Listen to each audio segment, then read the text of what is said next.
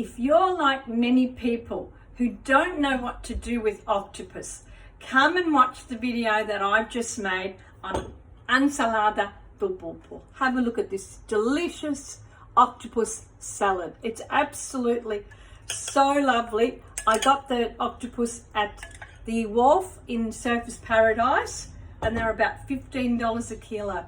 It's just a beautiful summer salad. So in Sicily, when you go to Sicily and you visit, you will find this on in the markets, in the mercato, in Ballarò. You will find it in Capo. You will find it in Vucceria. You will find it in Catania, on the other region, and they make it with tomato, olives, onions, boiled potatoes, the red onions too, they have to be, and cucumbers, and then they toss that through, and it's a great dish full of protein.